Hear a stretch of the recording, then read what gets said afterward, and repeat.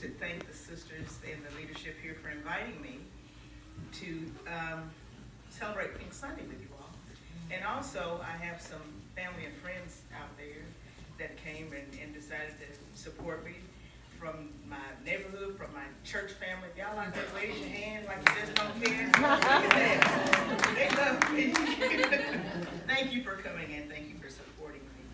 A wise speaker will get up, speak up, shut up, and sit down.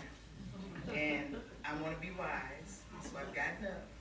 Sister Pamela told me I had 5 minutes to speak up, so I can hush up and sit down.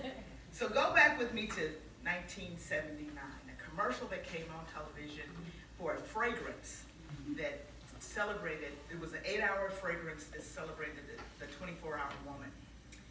The fragrance was called Angelique. And there was a woman who sang words to the song that says, I can bring home the bacon, Yeah. ride up in a pan, and never ever let you forget you're a man. Now, what was that commercial really saying? I'm in control. It was saying, as a woman, I can take control Right. of many things. I can go to work, I can make that money, I can bring it home, and in all of this, never get confused of the role of the man in my house. Yeah. Now, I don't know what y'all thought what she was saying when I could bring home the bacon and never let you forget you're a man. I don't know where y'all went, but she was just saying that I'm going to let you know that you're the man. She said I can take control of being the woman, and not only letting the man be the man, but I can take control of being a woman, as many of we are, of the ladies here, but many of us also take control of being a daughter, a sister, a Christian, a woman, a mommy, a mechanic, an accountant, an electrician, a teacher, an employee, a chef, a chauffeur, the maid, the executive, and a boss. Because we know how to be a boss, right? And for me, one other thing was a breast cancer survivor. I was diagnosed in January 2010. Happy New Year to me. There were many other factors that played into my situation during that time. You see, I had just lost a good paying job due to downsizing. The ink on the divorce papers had just dried. I had 3 children. I lost all of my health insurance. My God. And here I am, no job, no insurance, 3 children, and cancer.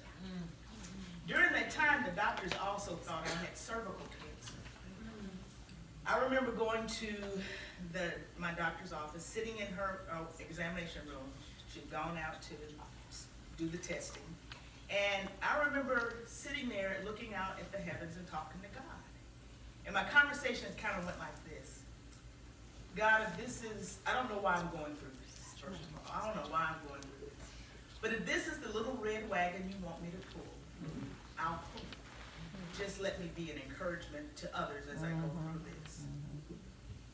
So when I look back at that list of women that we are, other than the woman that can bring home the bacon and fry it up in a pan, I knew I could take control of all of those women because I was taught how to do that.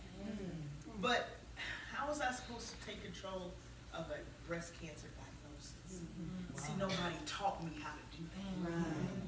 How was I supposed to take control of something so overwhelming? Something that is an unwelcome visitor that can come in quietly, but also can come in like a tsunami, shaking the very grounds that we stand on, bringing tidal waves of confusion, of pain, and physical deformity in our lives. Then it was called to my remembrance, like the old folks say, it was called to my remembrance, the scripture, Philippians 4:13, where it says, I can do all things through Christ who strengthens me, who empowers me, who fortifies me. And then I knew that I had to take control. Because I had cancer. Cancer didn't have me. So I took control by naming my cancer-stricken babies, thing 1 and thing 2. Thing 1 had 2 lumps in it, thing 2 had 1 lump in it. I could have gotten rid of thing 1 and kept thing 2, because thing 2 wasn't as sick as thing 1. But I said, I'm taking control. Everybody got to go. Throw them over the corner and give me some noodles. Amen. I knew I had to deal with this in my way. Trust me, it's not easy to take control of something that's so out of control. But I tell you, I did that by surrendering, by complying to God's will, and by prayer. I got some of these sisters here helped me comply to God's will because I was tired. I was physically, mentally, emotionally, spiritually tired. But they helped me stay focused, and I appreciate them for that. I prayed, but I also brought a pimp in my life. Oh, like, don't go in the streets. Come on back into church with me. That pimp is an acronym for something that you can read about in my book. I put my book out. The name of my book is Even in the Dark, I Surrender. When I couldn't even see how. I knew I needed to surrender. So I gave it up to God. This is my journey through job loss, through divorce, and breast cancer. So I could take a lot of time. I got a lot more stuff I could tell you, but my sister told me, get up, speak up, push up, and sit down. She didn't say it like that. She was nice. But for those of you who are dealing with breast cancer, and even if you're not dealing with breast cancer, if you're dealing with something in your life that is so besetting to you, I encourage you to do as I did. Surrender, comply, and pray. And then rise up new the next day. Strong, willing, and able to do what God wants you to do. I invite you to come visit us at Schrader Lane.